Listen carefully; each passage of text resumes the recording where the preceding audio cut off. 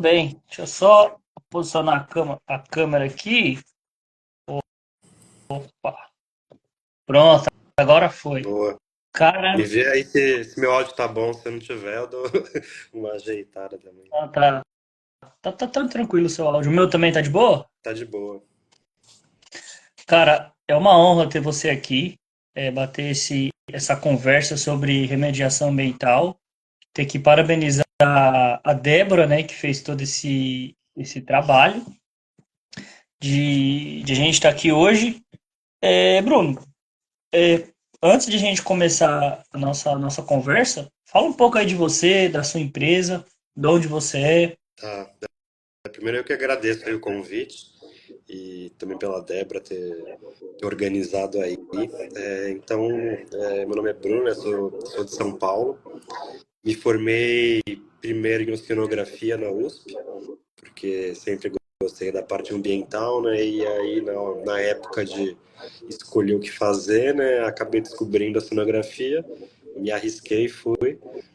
Depois acabei fazendo um mestrado em oceanografia geológica, e ao mesmo tempo fiz engenharia ambiental.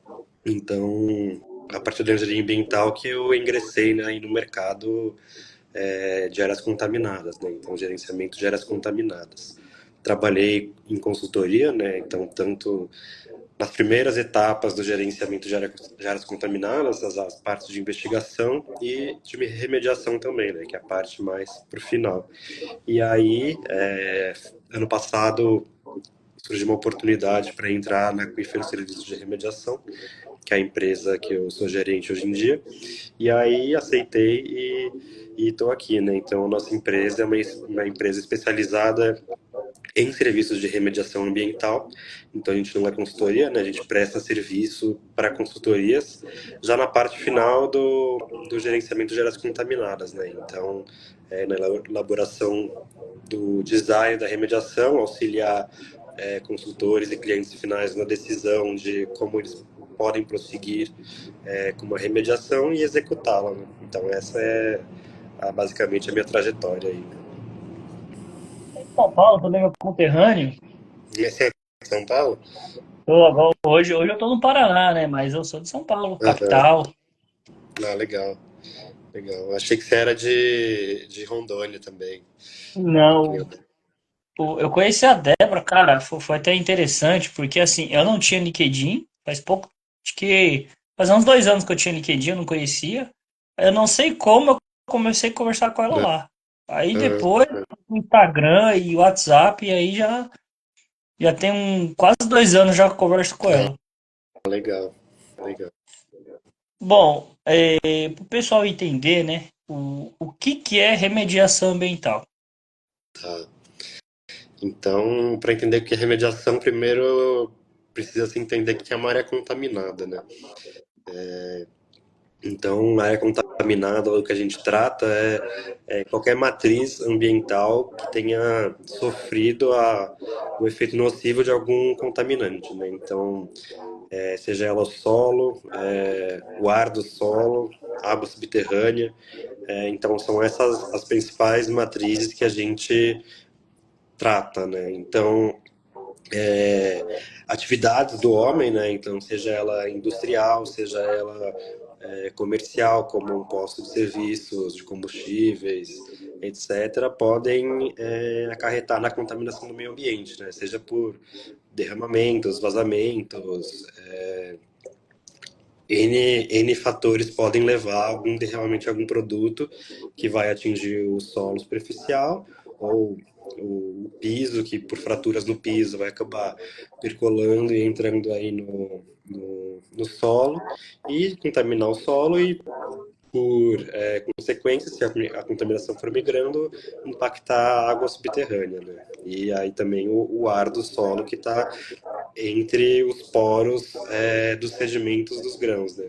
Então, esse aí é o início de tudo, né? Então, se tem a investigação ambiental que vai se primeiro levantar quais são as atividades que podem ter contaminado um site ou não, quais são os produtos que a atividade que era desenvolvida no lugar ou é desenvolvida no lugar podem contaminar ou não. Então, a partir daí, você elabora uma investigação confirmatória que vai te dizer está contaminado ou não está. Então, vão coletar amostras das matrizes ambientais, vão fazer estudos de diversos parâmetros do meio, etc. Uma vez confirmado, vão detalhar essa contaminação, né? Então ela tá, quais são os contaminantes, até quando que eles estão, até onde eles estão chegando, lateralmente, verticalmente, então tem essa delimitação. Depois vão fazer uma análise de risco à saúde humana, então, ou a receptores ecológicos, então verificar qual concentração desse contaminante impacta o receptor que está naquele local, ou não, é uma área que vai mudar o uso. Então, se é uma área residencial que vai entrar em cima de um terreno que era uma indústria, quanto que esse receptor novo, que é esse residente, pode, digamos assim, aceitar a contaminação para que ele não sofra impacto na saúde, né? Então, uma vez que tenha calculado tudo isso, eles passam para o penúltimo estágio, né, do gerenciamento, que é o plano de intervenção, né? Então vai se decidir o que vai ser feito para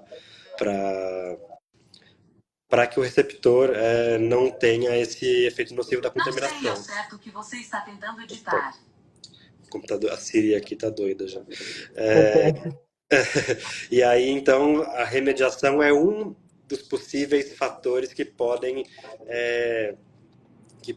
entrar nesse plano de intervenção, né? Então, existem várias possibilidades, às vezes só a restrição do uso da água subterrânea no local é suficiente, ou não, precisa ter algumas outras medidas, alguma medida de outra proteção, não pode ter residência ali, só pode ter um uso comercial, então às vezes isso já é suficiente, mas às vezes não, às vezes é necessário ter uma medida de remediação. Então a remediação ela vai atenuar ou remover ou quebrar os contaminantes de alguma forma para que diminua esse risco e seja aceitável. Então a remediação são técnicas ou físicas, ou químicas, ou biológicas, para conseguir atenuar e que você tenha um atingimento de uma meta, que aí é a meta de remediação, que se torne o local próprio para o uso que ele está definido, né? Então, a gente trabalha nesse finalzinho aí de todo esse gerenciamento. Maravilha. Falou de águas subterrâneas. Bom, acontece de ter um derramamento, né? E tem um poço artesiano e ele é contaminado. Tem como descontaminar esse poço? Sim, tem. Então, impostos artesianos é o que a gente chama de um bem a proteger, né? Pessoas são um bem a proteger, corpos hídricos, então rios, lagos são um bem a proteger e poços artesianos também, porque a partir dele as pessoas retiram água, né? Ou para consumo humano, ou para agricultura, ou para até abastecimento industrial, aí são N os usos, né? Então, uma vez que se detecta, né, que um poço artesiano está sendo impactado ou está para ser impactado, se restringe o uso dele, né? Então, é o primeiro poço que eu não sei como funciona Brasil afora, né? Mas os poços, pelo menos no estado de São Paulo, que são registrados, tem outorga, né? O DAEE ou o órgão competente ele vai restringir essa outorga, né, para que não tenha a captação dessa água, essa é a primeira medida, né. Agora a gente sabe que tem muitos poços artesianos que não são registrados, né? Então isso numa parte de investigação durante todo o processo de vistoria em campo e tal, tem que se fazer esses levantamentos dessas informações, né? Então, se vai tratar a água subterrânea no entorno, né, dessa área impactada, que no futuro a ideia é trazer de volta a potabilidade para essa água. Agora, é muito difícil que se chegue a uma potabilidade efetiva, né? O que se pode acontecer, o que normalmente acontece é que esse poço vai estar condenado para sempre para a potabilidade, mas ele pode ser utilizado para outros usos. Mas às vezes não, às vezes acaba, você tem um cenário bem favorável que você consegue atingir essa potabilidade, né? Aí vai depender do tipo de contaminante que está no meio, a concentração, mas tem a magnitude do impacto, né? Mas via de regra, ele, esse posto vai ser tamponado e a primeira coisa ele vai ser condenado, né? É, se caso, vamos supor, que consiga recuperar ele, é um processo demorado? É demorado, é demorado. Porque em um processo normal de gerenciamento, depois que você termina todas as etapas de investigação, depois que você termina a remediação, tem o que se chama de monitoramento para encerramento, né? Que aí vão entrar 2 anos de campanhas para garantir que as contaminações cessaram e não estão voltando, né? Então está tendo um processo de retorno de algo que estava retido no solo, passando para a água, por exemplo, né? Ou que se identifica alguma outra fonte ativa que não tenha sido identificado previamente, né? Então não é um processo lento, né? Até também tem a anuência dos órgãos ambientais, o que a gente sabe que demora, né? Não Uhum. é algo rápido, então é demorado. Bom, ainda falando de água, né? A respeito de recuperação de um corpo hídrico, assim, vamos dizer, uma lagoa, Uhum. que ela ou está contaminada, ou ela está muito atrofizada, ou está jogando esgoto, ou até agrotóxicos, assim. Como que faz para ter uma recuperação de um volume grande de água? Como normalmente é um volume grande, é até difícil, assim, depende do tipo de contaminação que você está tratando, né? Mas é muito complexo você tratar um volume grande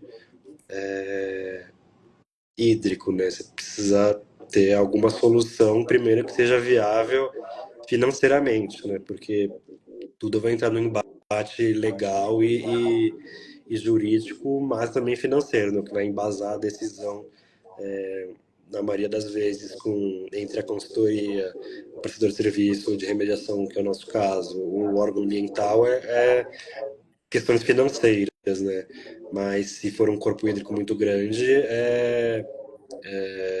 eu diria que, assim, tendo dinheiro apenas privado para tratar, não é possível, né? Aí entram casos em que o Ministério Público tem que ser acionado, enfim, aí entra outros processos, né? Mas já vi casos de remediação que eu já participei, que uma cidade que eles tinham impactos de chumbo, né? Tinha tem uma indústria no local que utiliza chumbo e o rio da cidade acabou sendo impactado porque o chumbo particulado, ele por transporte eólico acaba se depositando ao longo da cidade, ao longo do rio, e também por aí percolação da água que vai carregando ele, acaba chegando no rio e o rio está bem impactado. Nesse caso, tratando-se de um contaminante que é um metal, né, ele estava no sedimento do rio, né, não na água. Então, a decisão foi realizar a escavação do todo o percurso do rio ao longo da cidade, né? Então, foi o jeito que se encontrou para fazer isso, mas aí é uma obra de grande dimensão, aí entram outros fatores, né? Mas se tratando de uma água estagnada, que é, por exemplo, de um lago, uma represa, aí a solução que assim, depende das condições, mas ele tem essa renovação, essa diluição para que chegue até numa concentração que não seja algo danoso, né? Mas é complicado, realmente. E outra, a gente pensa assim, né? E depois se recuperar, como introduzir, né, a ictiofauna ali naquele ambiente? Às vezes tem muitos aí que a gente sabe que nem é estudado, né? Como que procede depois? Sim. É que nem por exemplo, o Rio Tietê de São Paulo, né? Rio Pinheiros. O Rio Pinheiros aqui, eles estão conseguindo limpar bem, né? Mas é difícil, né?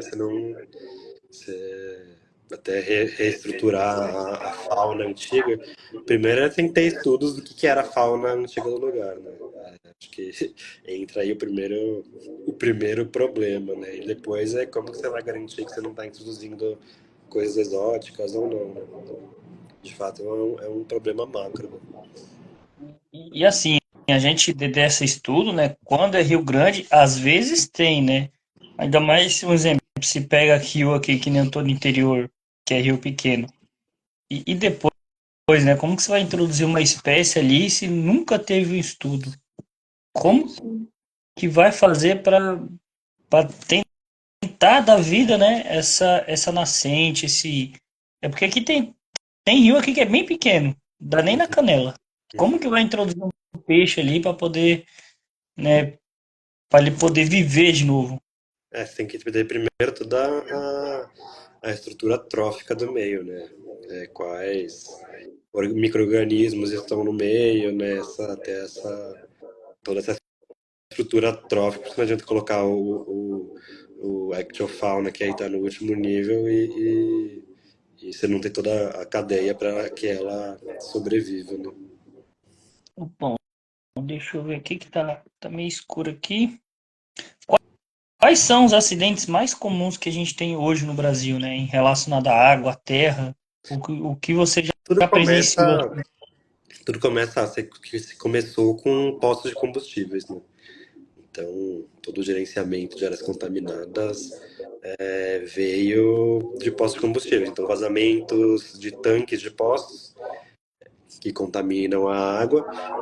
Então, óleo diesel, gasolina são produtos menos densos que a água, né? Então, ela fica uma camada que a gente chama de produto em fase livre depositado em cima do lençol freático, né? Então, se você furar e fizer um poço, você vai coletar primeiro uma camada de óleo, depois a água, né?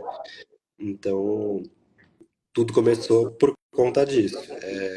Benzeno, tolueno, xileno são compostos que são voláteis, né, também, então eles acabam impactando o, os trabalhadores que estão no local, né? Então, exemplo, você é um trabalhador lá que está 8 horas por dia, tendo fraturas no piso, até solo exposto, dependendo de onde você está, o vapor pode sair, se acumular, enfim. Então aí tem riscos à saúde desse trabalhador. Ou não.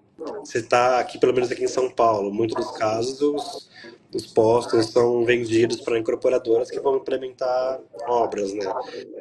Em um edifício residencial. Então, durante a escavação das obras, foi se encontrando esses impactos no solo, no meio. Então, aí se visualiza a dimensão dos impactos. Então, o primeiro grande fator originário aí dos estudos de contaminação são os postos de combustíveis. Mas aí entram diversas outras atividades, principalmente industriais, né? Então, um grande grupo de contaminantes aí são os solventes que são utilizados para desengraxar peças, desengraxar coisas, né? Então, são uma classe de compostos que são hidrocarbonetos clorados e no passado era se utilizado muito. Então tinham tanques e tanques desses produtos, como tetracloretano, tricloretano, que são utilizados para isso, que eles na água causam um estrago, né? Porque eles são produtos mais densos que a água, então eles espalham muito mais do que, exemplo, um vazamento de óleo diesel. Eles caem na água subterrânea, afundam e aí os impactos são muito mais extensos.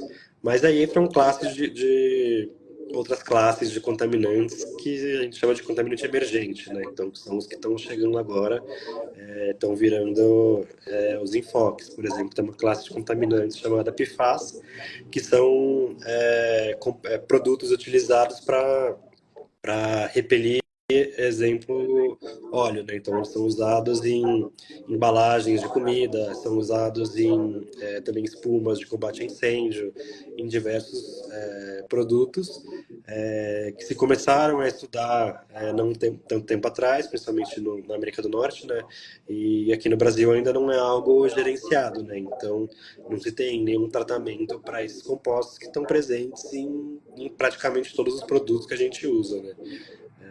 Então, assim, tem certas coisas que a gente nem imagina que são danosas, mas que estão a rodo, né? Então, são utilizados, em exemplo, frigideira de Tefal, né, Teflon, aquelas fitas de veda-rosca, tudo isso tem esses compostos que causam um grande impacto E aí só vai descobrir depois que fizerem estudos, né? Mas tudo começa e vai se reinventando a partir que os humanos vão criando coisas, né?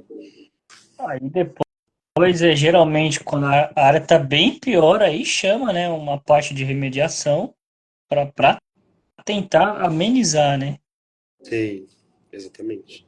É para tentar, você não vai chegar às condições pretéritas, né, que é antes dos impactos, mas o intuito é que você diminua o impacto ao meio ambiente e às pessoas, né? Então essa é a ideia da remediação.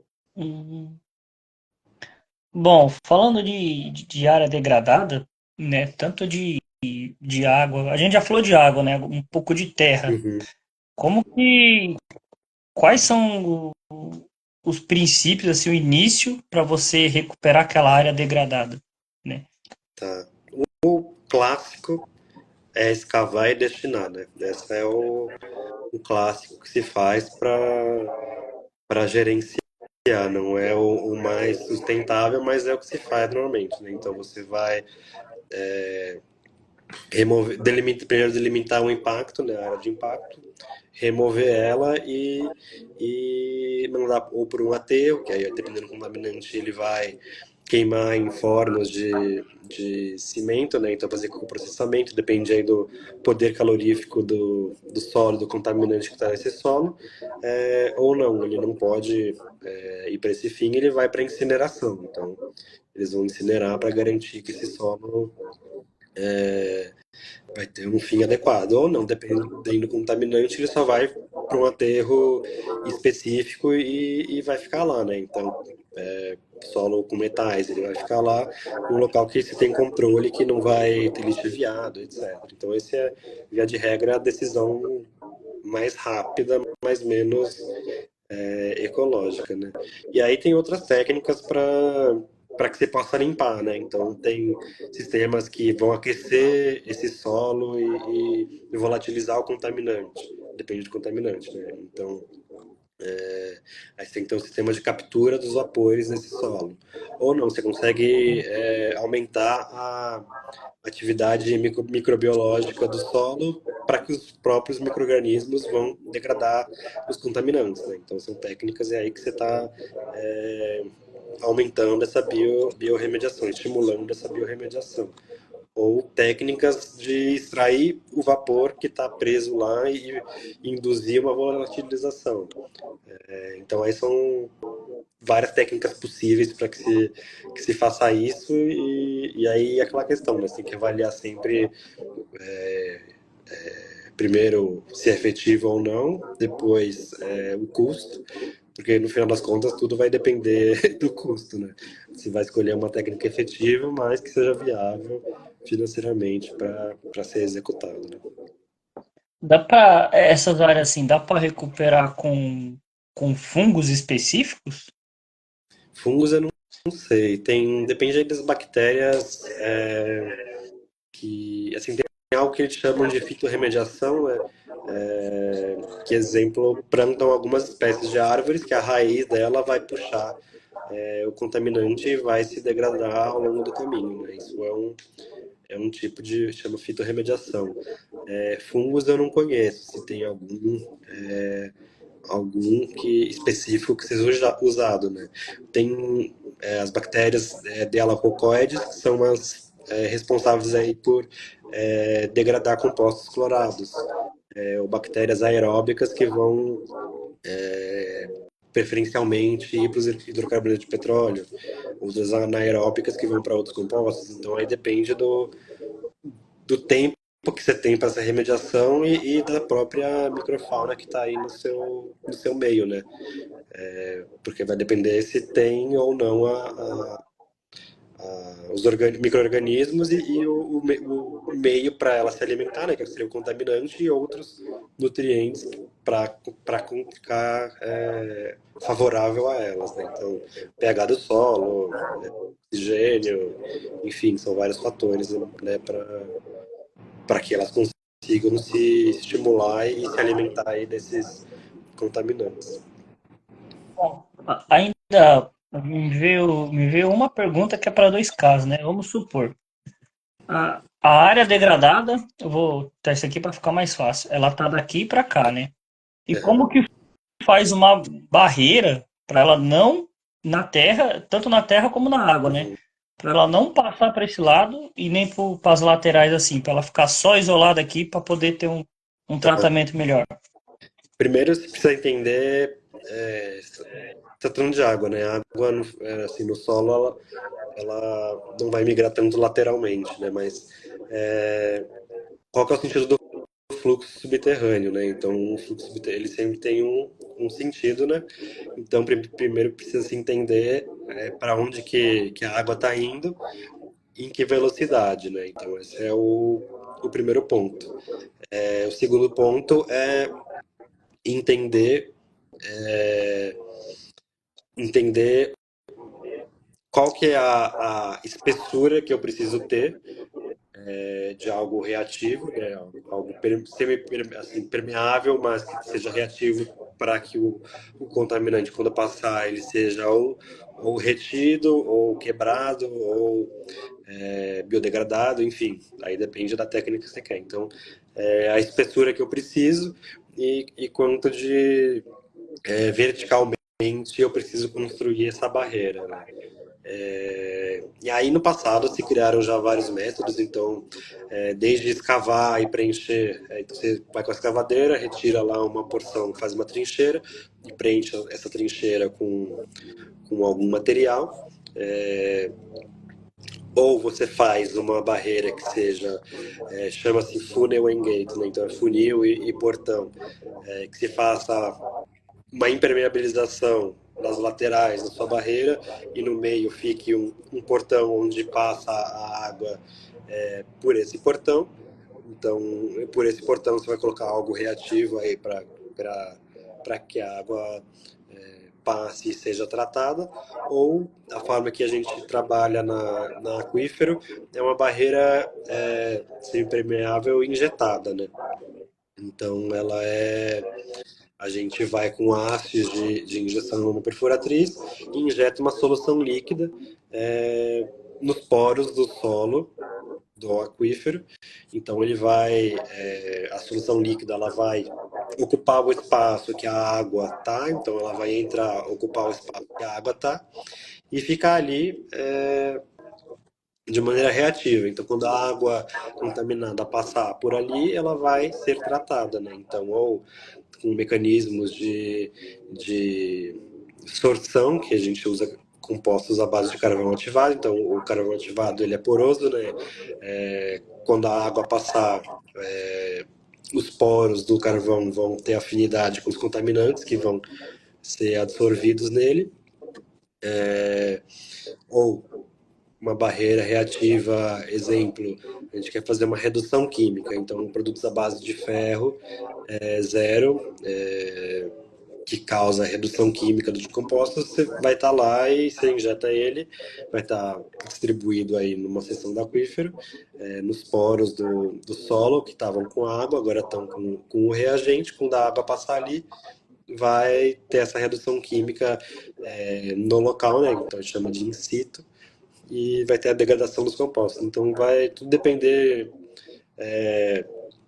quanto tempo você quer que dure uma barreira. Às vezes eu tenho que fazer uma proteção até que eu resolva a área fonte, ou não. Preciso de ter uma barreira que dure para sempre e que, por vezes, eu preciso lá voltar de 10 em 10 anos para suplementar ela com mais reagentes. Então, vai primeiro entender, né, qual que é o seu objetivo, quais são os seus contaminantes, para onde a água está indo, né?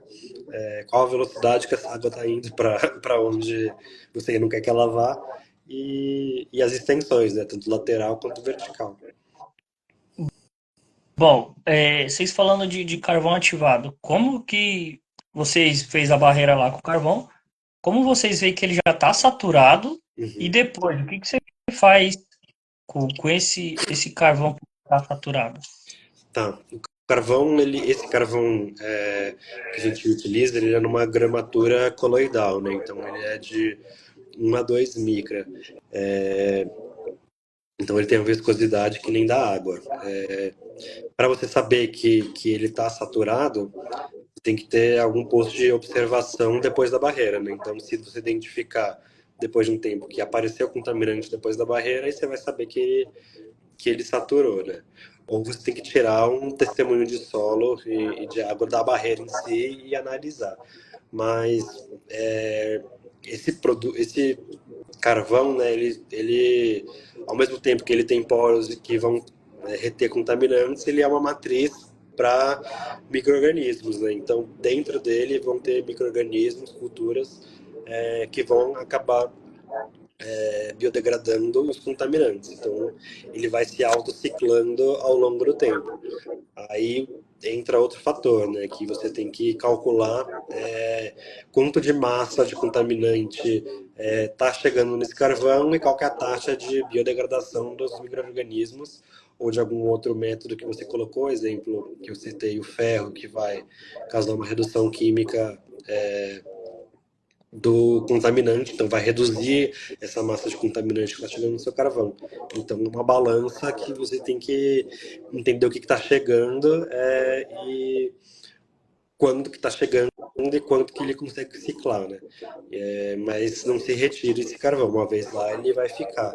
O máximo que você consegue é suplementar, então fazer mais injeções e mais aplicação de produto, caso tenha essa ruptura, né? Caso ele sature e a água passe como contaminante.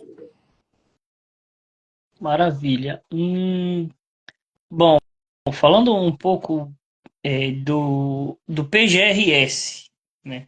Eu não sei se vocês trabalham com isso, mas ele é só aplicado na indústria ou ele pode ser aplicado em casa também ou em outros lugares?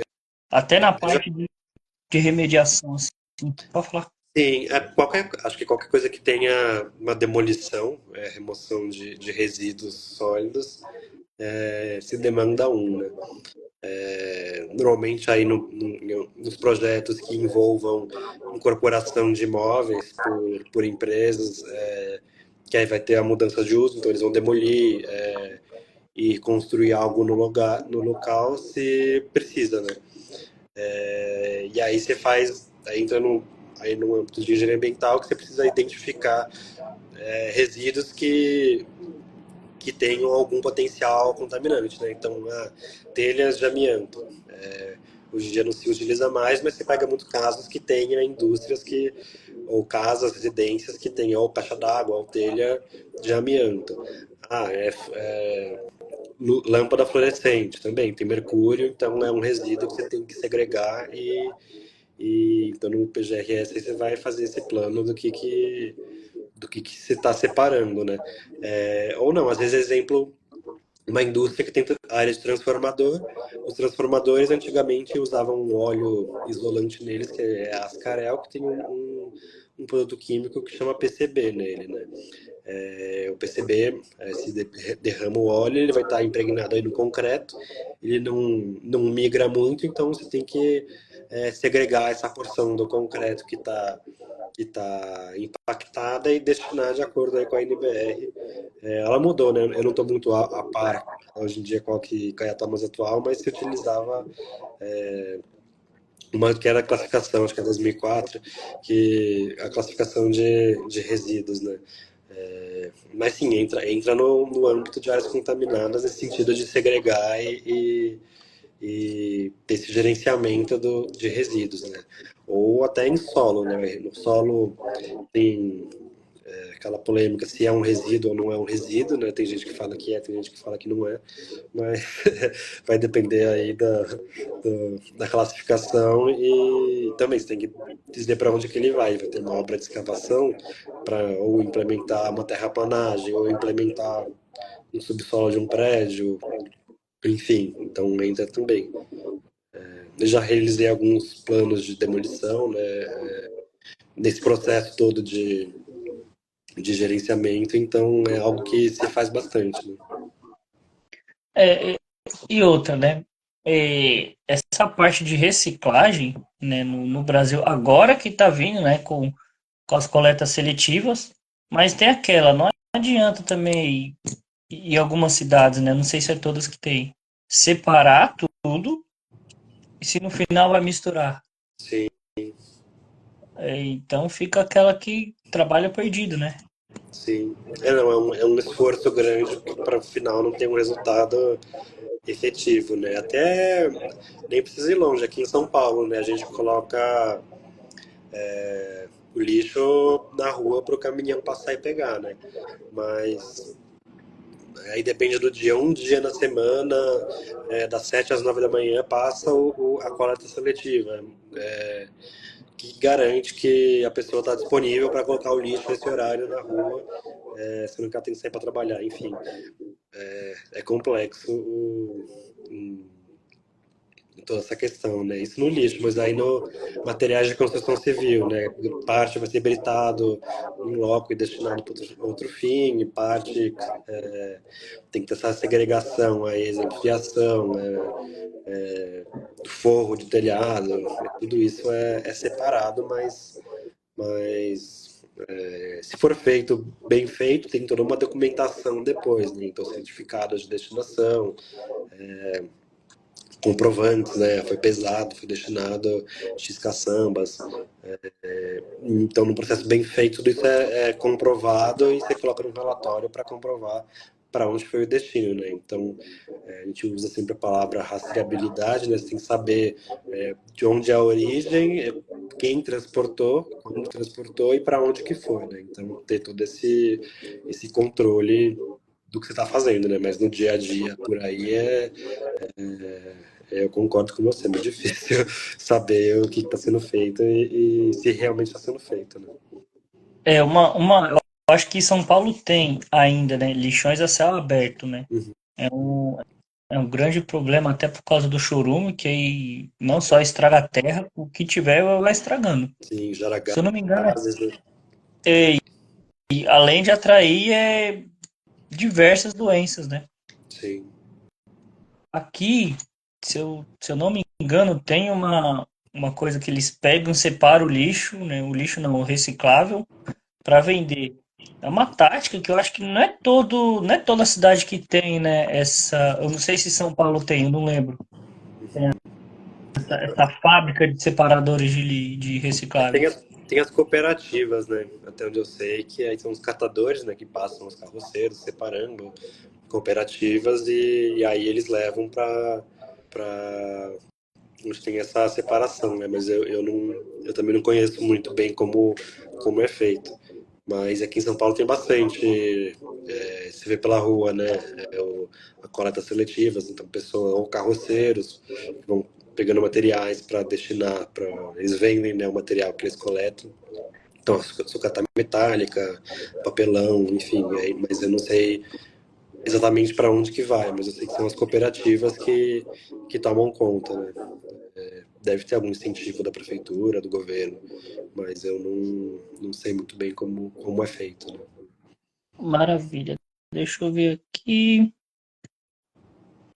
Eu escrevi tão pequeno que é até difícil ler aqui, viu? Bom, eu vou perguntar essa. É, remediação, tem como fazer ela no ar? Ou não? De um poluente, assim, alguma coisa? Tem, assim, aí vai ar da onde, né? Ar atmosférico ou o que a gente chama de ar do solo, né? Então, os dois têm ar. Então, são Boa. um, Dos dois, né? dos dois.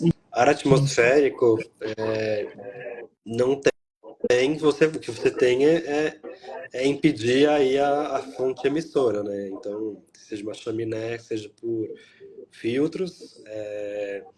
Então, se tem equipamentos que fazem essa medição da atmosfera, então, exemplo, perímetros de instalações industriais normalmente tem medições, né, para saber o que está sendo, se está sendo emitido ou não. Então, se é uma fábrica que tem emissão de particulados, se tem esse controle também. Então, esse é um fator atmosférico, né? Eu não conheço algo que se tenha que não seja esse controle da fonte, né? E querendo ou não, ao longo do tempo, aí o ar vai ciclar, ele vai ser diluído e vai ter essa renovação. Agora, Ar do solo já é outro problema, né? Que aí são os poros entre os grãos do solo que estão preenchidos de ar. Então, contaminantes voláteis vão ficar retidos nesse ar do solo, né, entre os poros, e eles podem migrar e se acumular, exemplo, embaixo do contrapiso. Aí entra aqueles casos, exemplo, um grande, não sei se você conhece, mas é o caso do Shopping Center Norte aqui em São Paulo, que foi construído em cima de um lixão e teve problema de metano, né? Então o gás metano se acumulou embaixo do piso e teve problema de risco de explosão, etc, né? Então esse é um tipo de gás que se acumula. Mas tem outros gases que se acumulam. Então, vapores de compostos clorados, vapores de benzeno, ou cloroformo, enfim, são N contaminantes voláteis que se acumulam.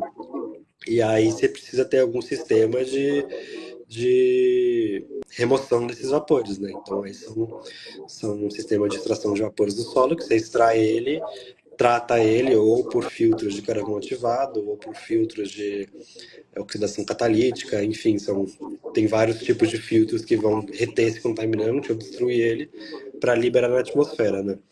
Então, então são diferentes matrizes de ar, mas que de fato as duas podem se contaminar e assim, atmosférico é algo difícil, né? São volumes grandes, né? E se dispersam. Essa aí do Center Norte eu não sabia. E agora eu fiquei curioso. E como fazer a remediação nesse caso de um gás que é explosivo? Eu conheço uma menina que trabalhou comigo que ela trabalhou nesse projeto, né, no Center Norte. Eu não sei ao certo o que fizeram lá, mas com certeza fizeram um sistema para extrair esse vapor.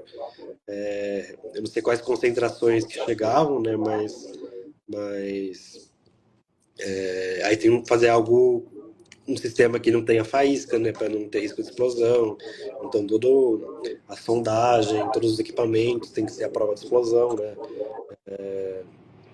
Então todos os riscos da atividade, né, que a gente trabalha e aí equipamentos da prova de problemas que possam ocorrer. Mas eu não sei ao certo o que fizeram lá, né? Eu não conheço a parte técnica por trás que foi feita, mas imagino que com certeza um sistema que extrai vapores, que deve estar operando até hoje, imagino, porque é aquilo, né? Uma vez eliminado o risco direto, a atividade pode ocorrer, né? Então, se tem um sistema que está removendo vapores, ele não vai se acumular lá, então não tem um risco efetivo para as pessoas que estão frequentando esse espaço. Então eu imagino que seja algo nesse sentido que esteja ocorrendo lá, ou tenha ocorrido e a atividade cessou, né? Mas teria que entrar, caçar os processos do caso no órgão ambiental. Isso é possível de pegar, né? Você pode pedir vista nos processos, né? Então manda um, uma solicitação e eles são obrigados a fornecer, né? Todos os relatórios e tudo que tem protocolado, né? Então é disponibilizado ao público. Não, não é algo sigiloso, né? O, bom, falando de remediação também, ela pode ser aplicada, né, como forma de educação ambiental? Olha, pode, eu acredito, para as pessoas que estejam no local. Então, já aconteceu, por exemplo, a gente está instalando um poço de monitoramento de água em um terreno, que é, exemplo, uma oficina mecânica, e as pessoas perguntarem se pode beber aquela água que está saindo ali, né? Então, uma forma de educar as pessoas que não conhecem sobre contaminantes, né, não conhecem sobre contaminação, é que é um problema e que a remediação pode trazer um benefício às pessoas daquele local enquanto se limpar o local, né? Mas isso num ambiente micro. Agora, como uma forma macro, eu acho um pouco complexo porque muitos dos casos são é, sigilosos até que se conclua o caso e protocole o relatório, né? Então, a empresa não vai querer que se divulgue que ali é um foco de contaminação. Aí, por problemas de responsabilidade dela, N problemas jurídicos, comerciais, né? Então, ninguém quer falar abertamente que tem uma área contaminada que está sendo tratada, né? A pessoa só vai, se for divulgar, é uma vez que está resolvido o caso. Então eu vejo esse problema para ser algo grande, assim. Muitas vezes tem que assinar contratos de confidencialidade, né? A gente que é prestador de serviço para poder receber os dados da área, trabalhar na área, para não ter essa exposição do problema à sociedade, né? E antes de fazer a pergunta, eu lembro que acho que mês passado vocês participaram de um evento, foi isso? Sim, teve um congresso da ABAS, né, que é a Associação Brasileira de Água Subterrânea aqui em São Paulo. Até a Débora veio aqui para São Paulo, né, a gente participou dele, né? Então, se trataram tanto de questões hídricas, né, então de abastecimento, de proteção a aquíferos, a água superficial, água subterrânea, e um pouco de parte de gerenciamento dessa contaminação, né? Então, a gente apresenta o trabalho nessa parte, mas foi interessante, né? A parte de que a gente trabalha nesse congresso era pequena, mas tinha bastante gente assistindo, assim, então foi legal. É, todo ano tem esse congresso, uma vez por ano, duas, Eu como não que é? sei se é todo ano ou uma vez a cada 2 anos.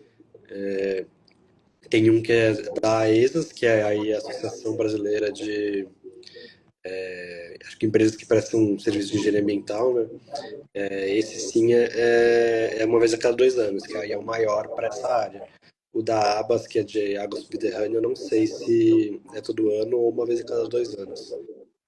Porque até deve ter tantos congressos aí, né? Mas eu não sei se ele é voltado mais só para as pessoas que estão ali estudando em empresas, ou ele é de uma forma geral. Não, é uma forma geral que tem tanto a parte pública, né? Então, servidores públicos de órgãos ambientais, pessoas como eu que trabalham no mercado e clientes finais, né? Então, pessoas que têm algum problema relacionado a isso que vão lá para assim ou procurar fornecedores, procurar entender mais sobre o problema delas, né? Então, são eventos que tem todos os atores do processo, né? E também estudantes da área, aí entram pessoas da universidade, escolas, também tem. É que nem, né? Eu não sei se é tanto divulgado, né? Esse como outros congressos, né? Às vezes aparece um congresso assim, às vezes a pessoa nem estuda na área, mas tem curiosidade de conhecer, né? Para ver como que é um congresso. Sim. É tão divulgado que chega em todas as pessoas ou não? Ou ainda falta Não, essa é divulgação?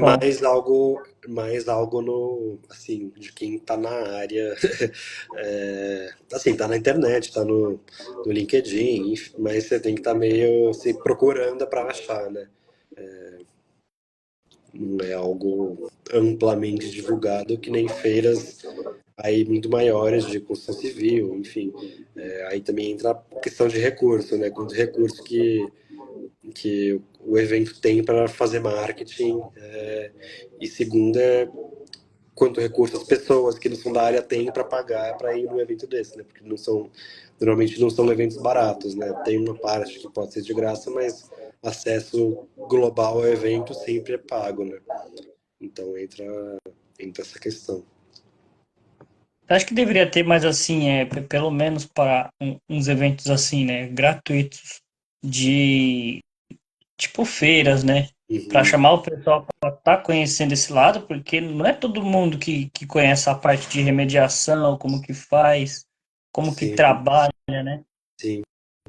Eu acho que sim, mas tem a ESAS, né? Ela promove diversos cursos, diversos eventos. Eles têm uma assim, são atores bem presentes na sociedade, mas como é um mercado pequeno, né? é difícil ter essa visibilidade tão grande para outras pessoas que não são da área, né? Então a atuação deles é grande com os órgãos ambientais e com os atores finais, né? Então indústrias, incorporadoras, enfim, proprietários de terras que tem algum problema de contaminação, mas como é uma área muito pequena, é difícil ter essa amplitude, né? Né? Uma das outras áreas pequenas é tratamento de efluentes, né? Eu, eu já trabalhei, né? Hoje eu trabalho com tratamento de água. Eu nunca vi, né? Pode ter, mas eu nunca vi alguma coisa, assim, algum congresso de tratamento de efluentes, de tecnologias. Eu não sei Sim, se tem, né? Mas também se tem é só para aquelas pessoas realmente que tá ali trabalhando, mais as empresas, né? Que nem a Aquífero, que está direto trabalhando, que vai ter esse conhecimento, né? Agora as pessoas que sim, trabalham e não tá tão presente, não tem esse conhecimento. exatamente, não tem. Eu também acho que nunca vi algo de tratamento de efluentes, assim, não amplamente divulgado, né? Porque ele chega a ser uma parte de remediação também, ou não? Também, também, porque você está tratando, seja a que a gente está acostumado a efluente doméstico, né? Então, questão de tratamento de efluente doméstico, mas se tem sistemas de bombeamento de água contaminada que tem que passar por um tratamento antes do descarte na rede de esgoto, né? Então, se aplicam técnicas de tratamento a esse efluente antes do descarte final. Então, sim, se pratica essa atividade no nosso ramo, né? Eu, eu já vi, cara, eu já vi lá na Alemanha ali um artigo, só não lembro de que ano é, né? Mas faz um tempinho, que ele estava fazendo uma lagoa e com efluente, e essa lagoa eles estavam estudando para ser autossustentável, que ela gerava energia para ela mesma. Uhum. Estava em desenvolvimento. E outro, eu vi acho que foi em São Paulo, em Goitacazes, esse eu não esqueço, que um lodo, ele começou a fazer a fórmula e começou a produzir telha com uma porcentagem que era 12% de lodo. Isso é E legal. assim, eu não sei se foi para frente, né? Porque é só Uhum. teste. E também se foi que nem falei para você, não é tão divulgado assim. Sim. Mas acho que tem essa parte de lodo, utiliza para virar biocombustível, né, também. Mas interessante, essa de telha eu não sabia, mas sempre tem um caminho que se torne mais sustentável, né? A questão vai ser o custo, né? Comprar uma telha sustentável assim é mais viável que uma telha não sustentável assim, que nem energia limpa, né? É mais barato, mais caro. Tem que ter incentivo para que se torne algo mais acessível, para que tenha essa substituição. Mas também concordo que não tem essa divulgação grande. É muitas coisas da área ambiental, né, que falta ainda uma divulgação, só que aquela. Nem se falou, além de ser caro, precisa de uma empresa que tenha muito dinheiro, só que às vezes eles olham assim, eles falam, não vai dar muito dinheiro, não vai dar, não chama muito, e acaba Uhum. abandonando e indo para outras coisas, né? Sim, com certeza. Até assim, a área que a gente trabalha é uma área de passivos ambientais, né? Então não é. As pessoas limpam os terrenos delas porque elas são obrigadas a fazer isso, né? Por lei Uhum. e saúde. Elas não fariam se não tivesse alguém em cima delas falando, faça isso, né? Então sempre vão. Nem sempre quem está pagando pelo serviço está satisfeito em ter que pagar o serviço porque é uma pedra no sapato, né? A pessoa não consegue dar o uso que ela quer para a área se ela não tiver tratado ela. Então é algo complicado, né? Que não é visto como assim, um benefício ao ambiente, às pessoas, à sociedade, né? É visto como um problema financeiro para a indústria, a incorporadora, o dono da terra. Então tem que, acho que, mudar essa concepção de que se está fazendo algo é custoso, mas é algo benéfico para todo mundo, né? E que empresa vai enxergar isso? Empresa grande, né? Que Normalmente ela. eles usam algo como questão de marketing, né? Faz, tem aquele termo ESG, né? Somos ESG porque fazemos assim, assim, assado, mas sim, é difícil, né? Tem que ter alguém na frente da empresa com um pensamento diferente, né? Esse dia agora virou moda, né? Faz pouco tempo, né? Sim. Eu vi isso, se eu não me engano, no passado. Esse dia. Agora toda empresa tá adquirindo esse termo de ESG. Uhum, sim. O bom. Bom, vamos falar de um assunto também atual agora, que é essas queimadas, né? Que tá afetando São Paulo. Tá, Sim. chegou aqui também a fumaça esses dias. O sol está bem avermelhado, você vê o tempo bem esfumaçado. Eu vou falar de dois, assim, o que fazer antes de acontecer esse desastre, né, que todo ano está cada vez aumentando. Eu vi que o Pantanal foi queimado semana passada 64% já da área. E Uhum, como fazer depois? sim. É fácil, até mencionou aqui em casa, o varal ficou cheio, a roupa ficaram tudo cheia de fuligem, todo esse tipo de problema. De fato, o negócio foi brabo, né? Mas tratando assim de um transporte eólico, né? Mesmo que tenha aquela questão, foi uma queimada criminosa ou natural, o cerrado pega fogo naturalmente, mas nessas proporções que a gente tem vindo cada vez mais claramente tem a atuação humana de crime, né? Mas eu não sei como que se atuaria, a não ser uma prevenção de fiscalização, né? E por se tratar de uma magnitude grande de dispersão eólica, também não sei como veria uma forma de evitar que tenha essa deposição nas cidades, ou como se faça isso, mas esse é um bom exemplo de transporte de contaminantes particulados. Nesse caso, se trata de compostos vegetais que estão sendo transportados, mas poderia se tratar de outros compostos que uma chaminé de uma indústria, exemplo, o transporte ele vai longe, né? Então é interessante para ver que essas coisas impactam assim como em escalas diferentes, né? Mas questões difíceis. Acho que fiscalização e ter algo mais severo é inevitável, mas é complicado. Até assim, né? Que quem tá na área sabe que a queimada é boa pro solo, né? Que mata as velhas e brota as novas. Só que assim, quem bota fogo criminosamente, né? Não percebe que ele não só tá queimando ali, né? Ele só tá fazendo, além de fazer o mal para aquele ambiente, ele vai fazer pro estado inteiro, né? Porque ó, tá vindo lá do Amazonas e Pantanal, pegou São Paulo, já Sim. pegou aqui É e que faz nem até o mal para ele. desmatamento de floresta, né? A pessoa fala pensando, madeireiro, é o dinheiro que eu tô pegando aqui, vendendo essa madeira, enfim. Mas aí está mudando toda a regulação do clima, tá fazendo, afetando toda a fauna, a flora que está no meio. Então, gera um problema macro para um lucro micro de um indivíduo, né? Ou de poucos indivíduos. Então, é de fato algo complicado, né? E assim, é difícil assim para quem trabalhar no ambiental tentar educar essas pessoas e parece que elas não percebem que só tem um planeta, né? Sim, Que ninguém vai para outro, mesmo se descobrir, até conversando, mesmo se descobrir vida e vamos supor, Marte dá para morar de hoje para amanhã. Mas quem vai para Marte morar lá?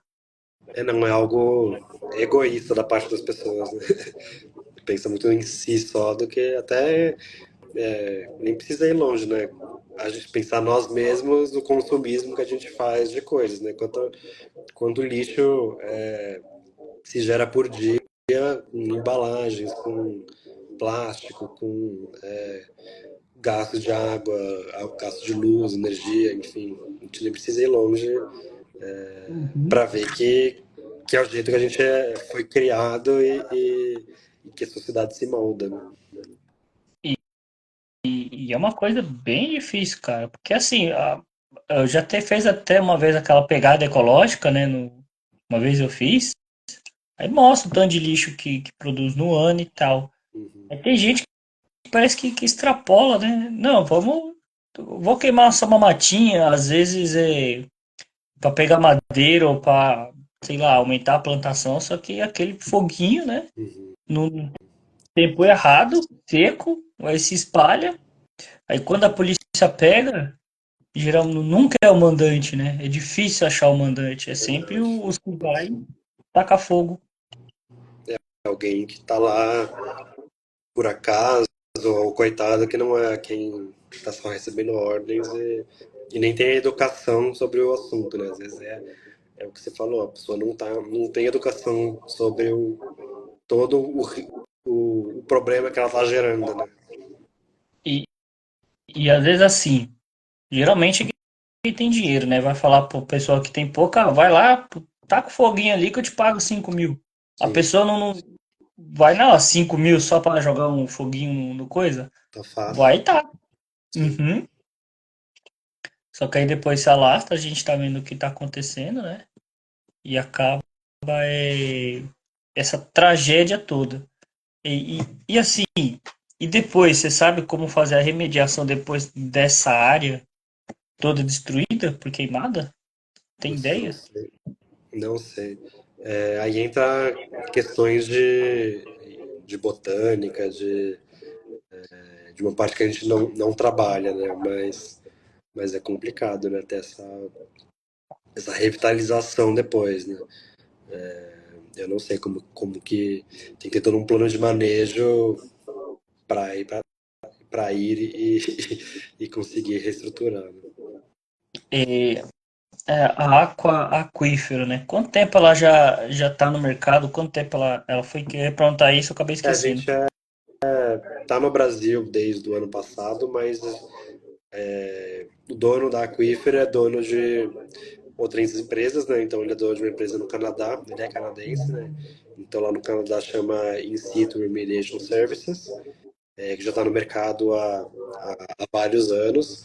E aqui no Brasil a gente tem parceria técnica com eles, tem todo o apoio técnico deles, a expertise deles, e então a gente é meio que berço deles, né? Eles têm outras empresas também no Oriente Médio, enfim, mas a atuação no Brasil agora é recente. Ah, então. Ah, entendi. Então já é uma empresa, é uma marca antiga, né? Mas no Brasil é Isso, recente ainda. isso. Bom, deixa eu ver aqui. Bom, papai, a última pergunta para a gente fechar essa nossa conversa. Como você vê o Brasil sobre a remediação no futuro? Eu vejo como um grande mercado, assim. Grande parte do que já foi feito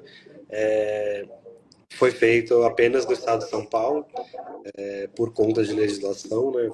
Agora os outros estados têm por base a CETESB, né, que é o órgão ambiental de São Paulo. Então, muitas das coisas que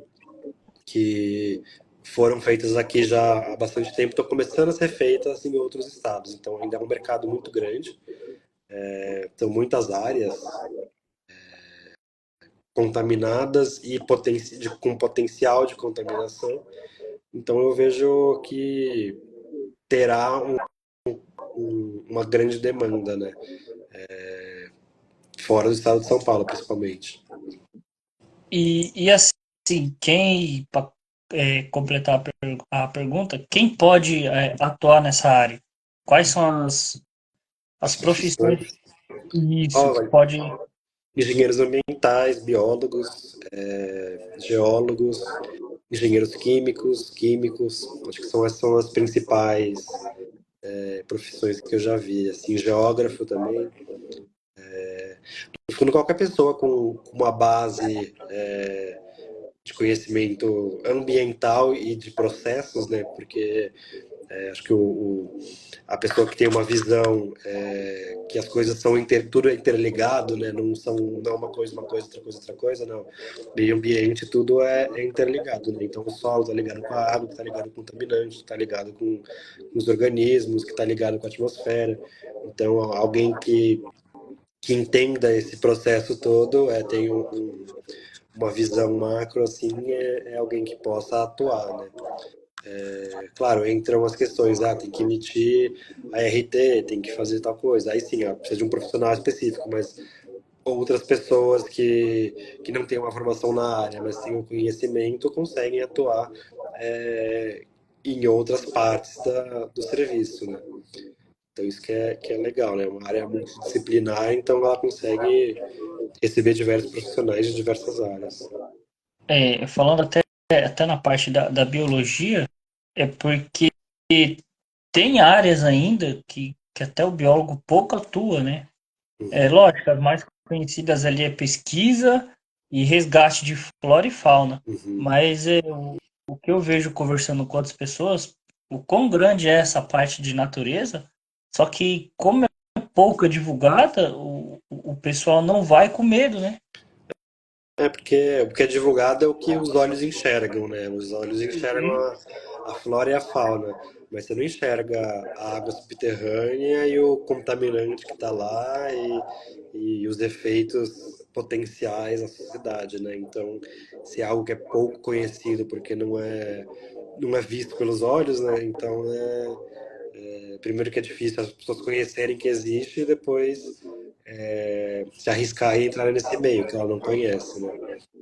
Até de parte de regeneração, eu conversei com. Ele é do Rio Grande do Sul, é o Lucas. Ele é biólogo, mas ele trabalha com agropecuária regenerativa também. Uhum, Ele foi para essa parte de flora e fauna, ele falou, não é muito minha pegada. Aí ele foi para a parte da agropecuária, nessa parte de até uma remediação, né? Que ele faz assim, ele tenta usar as coisas mais naturais para poder tanto para o produtor produzir mais e como para não dar tanto impacto, né? uhum. E eu conversando com ele, falei, cara, eu nem imaginava que tinha essa área, né? Ele falou também, não só É um mercado biólogo, né? Mas potencial grande, né?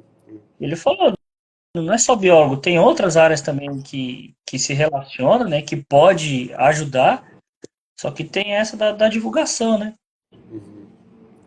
O conhecimento começa desde a primeira infância, né? Se as pessoas crescessem sabendo que existe essa área, que é um problema que está enraizado na sociedade, no dia a dia, né? A pessoa nem sabe, mas está no dia a dia. Exemplo, andando na cidade, você vê muitas vezes tampas de postos de monitoramento, mas você nem sabe, passa reto e nem sabe o que é aquilo, né? Mas Uhum.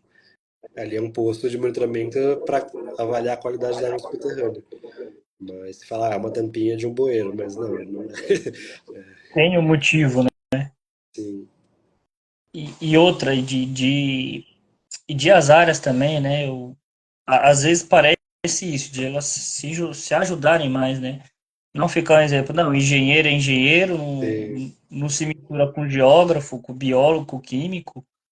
Se a gente fizer essa união, sim. é muito mais fácil, né? É porque soma conhecimentos, né? Não é, ninguém é dono da verdade, né? E a maior parte das vezes o que você mais aprende é na vivência do dia a dia e não numa graduação que você fez há X anos atrás, que por vezes nem abordou essa área, né? Porque muita coisa, eu não sei na sua, né? Quando você se graduou, mas muita coisa que eu aprendi assim, né? Que nem na graduação falou, eu nem sabia, eu nem imaginava. Graduação é uma pincelada para você saber que existe onde procurar, né? Aqui você saber meios de obter informação. E saber Porque pensar, né? Acho que saber raciocinar e, e buscar pela informação é o crucial. existe um mundo, né? E quando você abre a porta, você fala, rapaz, olha o tanto de coisa que. É que Sim, nem eu fazendo essas lives, assim, cara, o tanto de coisa que eu descobri que eu acho que nem se eu lesse, eu nem sabia onde procurar. sim. Essa da remediação remediação. Eu já ouvi falar alguma coisa, remediação, mitigação, mas aquela pincelada ali, né? Importância, né? Mas não aquela agora que a gente conversou profundo, né? E, Aham, cara, tanta coisa que o pessoal fala, conversa, que, nossa, sim. se- Não, são muitas áreas que a gente não conhece e daqui a pouco a gente descobre outra área e fala, nossa, nem sabia que tinha isso. Não é legal. várias ramificações, né? Sim, com certeza. E, inclusive amanhã também, né? Outra que ajudou, né? A Débora também ajudou. Eu vou conversar amanhã com o Richard Floriani. Vamos falar Uhum. de pragas. Ele é biólogo, está fazendo engenharia civil e ele vai falar de controle de pragas também. Legal, Que ele foi para esse ramo. legal. É um ramo importante que a gente nem sabe. A gente fala, chama aí a empresa de dedetização, mas você nem sabe o que que é, o que que faz. Isso pragas urbanas, né? Mas e praga agrícola, praga, espécies exóticas, enfim. N, N, N possibilidades, né? Quantas coisas tem, né? E também aquela. Acho que entra um pouco de mitigação ali, né? Ou Uhum. de entra um pouco nessa parte de remediação ambiental, né? O Sim, controle até de pragas, como o dos químicos que vai jogar ali para não. Você, foca um exemplo, matar barata, quando vai ver já tá caindo passarinho junto também. Aí também não adianta, sim, né? com certeza. É, tem que ser Bom, algo para não estragar mais, né? Tem que ser algo para resolver no mais consciente. você resolve uma coisa e vai ver já piorou ainda. Era melhor deixar do jeito que tava, né? Sim, com certeza. Bruno, obrigado aí pela essa conversa aí. Eu, Imagina, eu que de- agradeço. eu vou pôr no YouTube depois, tá? Eu tô com umas lives ainda na frente. Pelo que eu marquei aqui, lá pro dia 16, vai cair numa segunda, eu posto essa live no YouTube. Ah, Só que legal. ela fica Aham. quadradinha, porque no, pelo Mas celular. em vertical.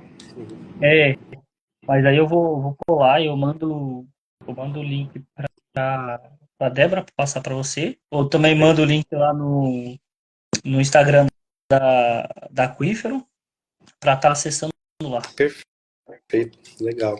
A gente, e aí, se tiver um tema interessante, a gente já vai sempre assistindo e participando. Vamos. Qualquer também, se quiser uma hora aí chamar pra ter outro papo aí, quiser falar uns projetos de vocês aí. Siri aqui tá causando. Ela quer participar também. Ela quer participar. Essa inteligência artificial escuta as coisas e... E acontece. Aí, se quiser também uma hora, você, a empresa também junto, quiser chamar para bater um papo de um projeto, até Uhum. de uma divulgação de um congresso, pode chamar lá, a gente conversa e faz uma live ali e bota para rodar na Ah, internet. legal. Obrigado aí. Obrigadão, Bruno. Tenha um bom final de semana. Obrigado. Você também. Boa noite. Boa noite. Valeu. Falou, pessoal.